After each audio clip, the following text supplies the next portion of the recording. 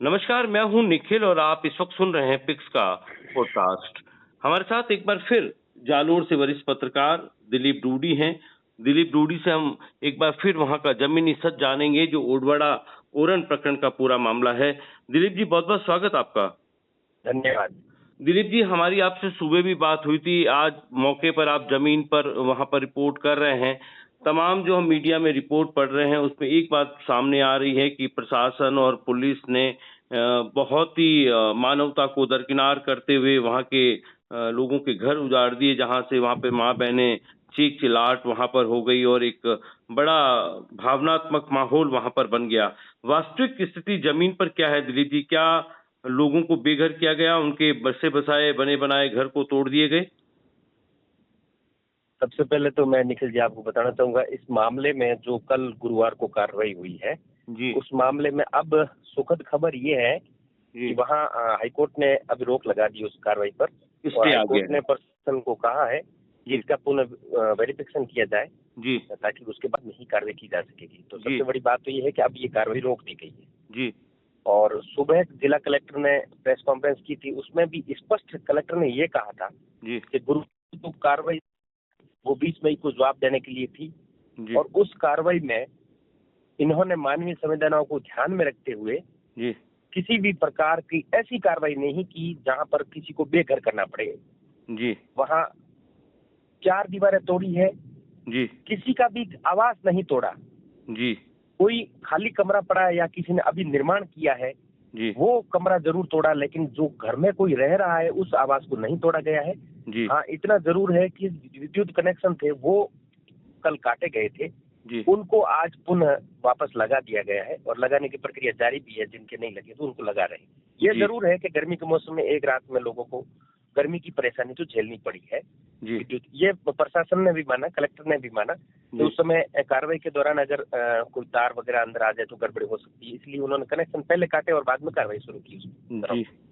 तो दूसरी बात यह है, आप जब वहाँ मौके पर थे, ये सारी कार्रवाई हो रही थी, तो वहाँ के जो स्थानीय जो ग्रामीण हैं, जो उस ओरण जमीन में बसे हैं, उनमें से कुछ लोगों की आपसे बातचीत हुई होगी? हाँ, मेरी कई लोगों से बातचीत हुई है। जी मैंने उनसे यही पूछा था कि भाई आप यहाँ कैसे आ गए। जी तो कई ऐसे मामले हैं जो बताने योग्य भी नहीं है, कई परिस्थितियां भी है। जी उदाहरण के तौर पर मैं ये कहूंगा, जी एक बुजुर्ग महिला और एक बुजुर्ग व्यक्ति मिलते हैं, मैं नाम उनका उजागर नहीं करना चाहूंगा। जी उनके परिवार में फिलहाल वो 2 रहते हैं। जी उनका बेटा है जो दिसावर में रहता है। जी मैंने उन जब बुजुर्ग महिला से, माजिया से पूछा जी कि भाई आप यहाँ कब से रह रहे हैं, तो उन्होंने मेरे को स्पष्ट कहा कि हम रह रहे हैं।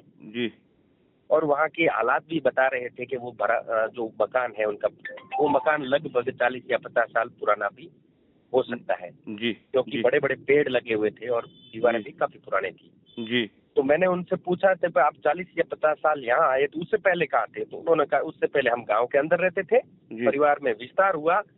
जी और उस बुजुर्ग महिला ने मेरे को ये एक बड़ी पीड़ा बताई कि मेरी जब सासू की मृत्यु हो गई थी, उसके पीछे मृत्यु भोज करना था, जी तो मृत्यु भोज करने के लिए पैसे नहीं थे। जी पैसे नहीं थे तो हमने पुराना वाला घर बेच दिया और जी उससे मृत्यु भोज किया, और उसमें कुछ राशि बची हुई थी, उस राशि से जो बाहर किसी ने कब्जा कर रखा था उस कब्जे को हमने खरीद लिया। जी उन्होंने ये कहा कि हमने खरीद के उसके बाद यहाँ रहना शुरू कर दिया, लेकिन हमें ये पता नहीं था कि ओरण का मैटर है या सरकार इसे हटा देगी। जी अब जब इस पे इतना खर्चा किया हुआ है, दीवारें की हुई है, दीवार करने में भी लाखों रुपए खर्च किए, हजारों रुपए खर्च किए, जी वो नुकसान इनको हुआ तो वो उनको पीड़ा हो रही है। जी इसी प्रकार का एक और मैटर है, जो एक जी बहन है वो कह रही है कि परिवार यहाँ रहता है, जी एक उनके ही रिलेशन वालों का घर अंदर है। जी उन्होंने कहा था कि ये मकान मत बढ़ाओ, गोचर जी में है, क्योंकि 2 साल पहले मामला उजागर हो चुका है।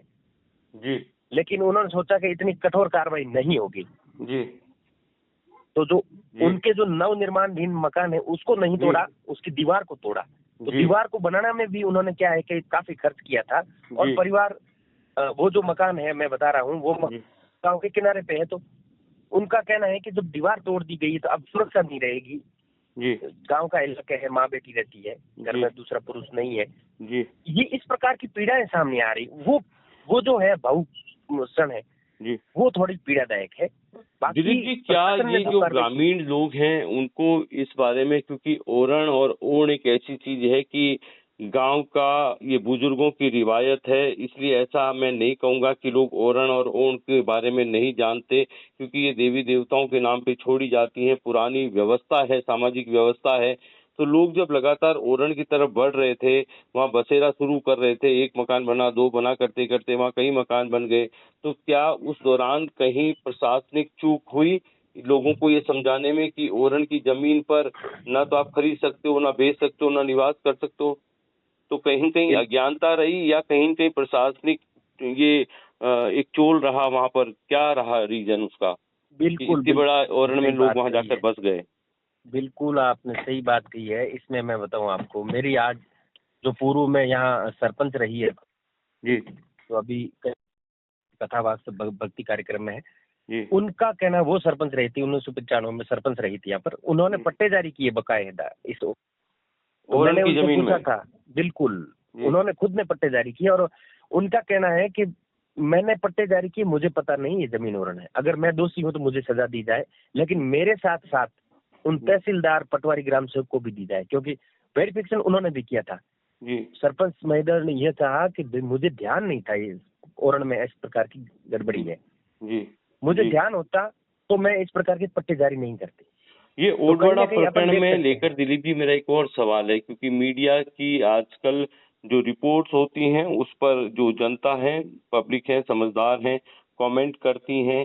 कई वीडियो तो सिर्फ इसलिए बनाए जाते हैं, उसमें इस तरह के दृश्यों को फिल्माया जाता है जिससे कि वो वीडियो वायरल हो। ये लाइक और वायरल और व्यू का जो चक्कर है इस डिजिटल मीडिया का, उसमें जमीन पर जो सच्चाई है वो दम तोड़ देती है। हम पिक्स के इस पॉडकास्ट के जरिए और डीडीटी न्यूज के साथ में जो हम ये जमीनी रिपोर्ट वहां से हम हमारे श्रोताओं को सुना रहे हैं, क्या आपको लगता है कि उस पर मीडिया ने भी बहुत संजीदगी से रिपोर्ट की है कल से आज तक जो कार्रवाई हुई है उस पर? देखिए, इसमें मीडिया की भूमिका अलग अलग रहती है। जहाँ जी तक आप भी जानते हैं, काफी सीनियर पत्रकार हैं आप, जी प्रिंट मीडिया की कोई होड़ नहीं कर सकता, सीधी सी बात। मैं तो लंबे समय से मानता आया हूँ, और महात्मा गांधी ने कहा था प्रिंट मीडिया एक बड़ा पेड़ है और बाकी जी सारे जितने भी मीडिया के माध्यम है वो जी पत्तों के बराबर है।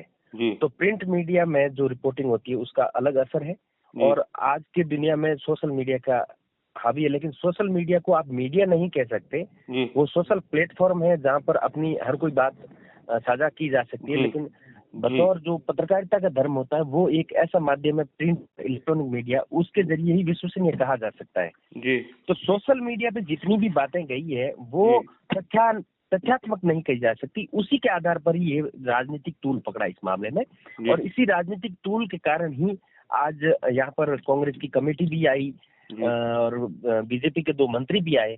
जी तो कांग्रेस की जो कमेटी आई थी, जी जिसमें हमारे लोकसभा प्रत्याशी थे, पूर्व मंत्री सुखराम बिश्नोई थे, हरीश चौधरी आबू रोड के जो प्रदेश महासचिव वो थे, जी और मोहन डांगर जी वो भी थे। जी वो सब लोग उस अन्नू को ढूंढ रहे थे, जो अन्नू की दर्द भरी वो कहानी कल सोशल मीडिया पे वायरल हुई थी। जी वो अन्नू को ढूंढ रहे थे ताकि उनको ये पता लगे कि भाई अन्नू कहाँ है और इनके परिवार के साथ नाइंसाफी हुई है। जी लेकिन जब वो मौके पे पहुंचे तो हकीकत कुछ और थी, क्योंकि अन्नू उनसे मिली नहीं। जी वास्तविकता कुछ और होने के कारण अन्नू उनसे मिली नहीं। उनके कमरे, जो कमरा था जिसके नाम पे आवास था, वो जी ताले में बंद था। जी उनकी माताजी, जो अन्नू की माताजी थी सीता देवी, वो जी मिली। जी भावुक करने वाला पल ये था कि अनु के भाई जी नहीं है, अनु एक बहन है, और जी अनु की शादी 11 जुलाई को होनी है। तो जी इसको देखते हुए लोगों में संवेदना जरूर जगी है। और मैं वहां पर सुखराम बिश्नोई जो पूर्व मंत्री है, उन्होंने 1 लाख रुपए में 1 लाख रुपए कन्यादान के रूप में देने की घोषणा भी की है। जी तो घर या तबाह प्रकार की जो बातें फैलाई गई थी सोशल मीडिया पे, कई जी बंधु बाहर से भी आए थे हमारे यहाँ पर, जी वो बातें कांग्रेस भी सामने नहीं आई। जी उनको भी ये एहसास हुआ कि कहीं न कहीं कुछ ज्यादा दिखाया गया। जी और सबसे बड़ी बात तो मैं ये बताऊं कि जो कल जब लोग इकट्ठे हुए विरोध करने के लिए, जी तब कुछ लोग जोधपुर से आए हुए थे यहाँ पर, अच्छा और जिनका बड़ा बड़ा जो वीडियो और बड़े फोटो जो वायरल हो रहे थे, उस व्यक्ति ने तो जोधपुर में भी चुनाव के दौरान एक बड़े मंत्री के वहां पर एक नाटक किया था और टीआरपी बटोरने के लिए किया था। तो जो जिस व्यक्ति को पुलिस जबरदस्ती उठा के गाड़ी में डाल रही है वो व्यक्ति जोधपुर का है, वो स्थानीय निवासी भी नहीं है। तो कहीं ना कहीं ऐसा देखा जा सकता है कि ये पीछे कोई प्लानिंग होगी या कोई इसका बहाना लेकर खुद को प्रसिद्ध करना चाह रहा होगा। मुझे ऐसा लग रहा है कि कई लोग इस प्रकार के मामलों की आड़ में अपने खुद को बाहर पेश करने की या खुद की वाहवाही के लिए ऐसे कर सकते हैं। बाकी ये जो कार्रवाई थी ये प्रशासन ने इस प्रकार का रुख नहीं देखा। जहां तक मैं पिछले 15 साल से पत्रकारिता कर रहा हूं, मैंने भी कई जगह देखा है। लेकिन कल की जो घटना हुई, इस घटना में जो पेश किया गया है कि उजाड़ दिया, तहस नहस कर दिया, बर्बाद कर दिया, बर्बरतापूर्ण हुआ, ऐसा कुछ नहीं था। प्रशासन ने जितना सहयोग किया, मुझे लगता है कि हाईकोर्ट में प्रशासन को भी फटकार मिलनी चाहिए थी, क्योंकि मकान गिराने की जगह केवल दीवारें गिराई उन्होंने। जी। तो आज सुबह जब आप कलेक्टर की जो जालोर में जो प्रेस कॉन्फ्रेंस हुई आज उसमें गए थे, तो कलेक्टर का क्या कहना था उस पूरी प्रेस कॉन्फ्रेंस में जो मीडिया को जो वो ब्रीफ कर रहे थे? कलेक्टर ने स्पष्ट कहा कि जो कार्रवाई हुई वो अनुपालना में हुई है और हमने मकान किसी का नहीं गिराया है। और कलेक्टर ने एक बात स्पष्ट और कही है कि जो जितने भी लोग वहाँ चिन्हित किए गए अतिक्रमणी, उन सभी के पुराने गांव में मकान है। जी। तो हमने ये कहा था कि अगर पुराने गांव में मकान है तो यहाँ क्यों आए, तो उन्होंने कहा ये एक्स्ट्रा बनाए हुए हैं, किसी ने खरीदे हैं, किसी ने बेचे हैं। कुछ जो आर्थिक रूप से मजबूत थे उन्होंने पक्के मकान बना दिए, कुछ जो आर्थिक रूप से कमजोर थे उन्होंने बाड़े बना रखे हैं। लेकिन दिलीप जी, ओरण की जमीन बिकती गई, निर्माण होते गए, इस बीच क्या प्रशासन की आंखें बंद थी? इस प्रकार का मामला सामने आया ही नहीं था। वो केवल गांव और तहसील तक सीमित रहा था और कोई विवाद नहीं हुआ। जब तक किसी प्रकार का गलत काम होता है और विवाद नहीं होता तो वो लगभग चलता रहता है। एक आधा विवाद सामने आता है ना, तब जाके उस पर कोई कार्रवाई होती है। तो यही दो भाइयों का विवाद था। अगर ये दो भाई का आपस में विवाद नहीं होता तो हो सकता है आज तक ये ओरण वाला मैटर बाहर नहीं आता। जी जी जी। पिक्स पॉलिटिको के तमाम श्रोता जो इस पूरी वार्ता को सुन रहे हैं, ये वो जमीनी रिपोर्ट है। दिलीप डूडी हैं, वरिष्ठ पत्रकार हैं, डीडीटी न्यूज के फाउंडर और एडिटर हैं। हम इनसे पूरी जालोर में इस पूरी वस्तु स्थिति को जान रहे हैं कि जिस तरह के वीडियो वायरल्स हुए हैं, जिस तरह के वहां पर दिखाया गया कि प्रशासन ने मानवता को तार तार कर दिया, वहां पर बिलखती सिसकती बेटियों को और माओं को दिखाया गया, बलपूर्वक पुलिस का दिखाया गया। लेकिन जमीन पर चूंकि कलेक्टर जालोर ने जो आज प्रेस को जो ब्रीफ किया है उसमें खुद वरिष्ठ पत्रकार दिलीप डूडी जो वहां पर मौके पर थे, ये बता रहे कि किस तरह से बाहर से लोग भी ये सोशल मीडिया में वायरल और टीआरपी के लिए वहां पर आए हैं और एक राजनीति इसके पीछे जिस तरह की रही है। लेकिन प्रशासन ने कोर्ट के आदेश की पालना करी है, लेकिन मानवता को पूरा ध्यान में रखते हुए किसी को बेघर नहीं किया, किसी का घर वहां पर नहीं उजाड़ा है। और ये तमाम जो वीडियो वायरल हुए हैं, जो मीडिया में बहुत ज्यादा सुर्खियों में रहे हैं, आज जब कांग्रेस की टीम वहां पर आई, उस बच्ची से जब मिलना चाह रहे थे तो वो वहां पर नहीं मिली है। और ये तमाम जो बातें दिखाई गई, ये बातें कहीं कहीं सत्य नहीं है। ओरण का जमीन का मामला है, ओरण में बसेरा हुआ है, हाईकोर्ट पर सुप्रीम कोर्ट की इस पे सख्त दिशा निर्देश हैं ओरण की जमीन को लेकर। अब इसलिए दिलीप जी, लेकिन ये तमाम जो ओरण की जमीन में जो बस गए हैं, इनको वापस तो इनको अगर हटाना भी है तो क्या पुनर्वास नीति के तहत इनको कहीं और जमीन दी जाएगी या कुछ इस तरह की बात कलेक्टर से हुई आपकी? बिल्कुल, कलेक्टर ने ये कहा है कि हम एक बार फिर पुनः सर्वे करवाएंगे और ऐसा सर्वे होगा जिसमें जिसके पास अगर कोई दूसरा मकान है तो फिर उनको खाली करना पड़ेगा, और जिसके पास मकान नहीं है और केवल इसी अतिक्रमण के सहारे वो जी रहा है तो उनको राज्य सरकार प्रशासन अपने स्तर से जो भी नियम कायदे होते हैं, जो भी कोई योजना होगी उसके जरिए पुनर्वास करने का प्रयास करेंगे। तो अब जब कोर्ट से वहां पर स्टे आ गया तो अभी ताजा स्थिति मौके पर क्या है? शांति है वहां पर? शांति कल भी थी जी। अशांति तो हुई ही नहीं थी जी।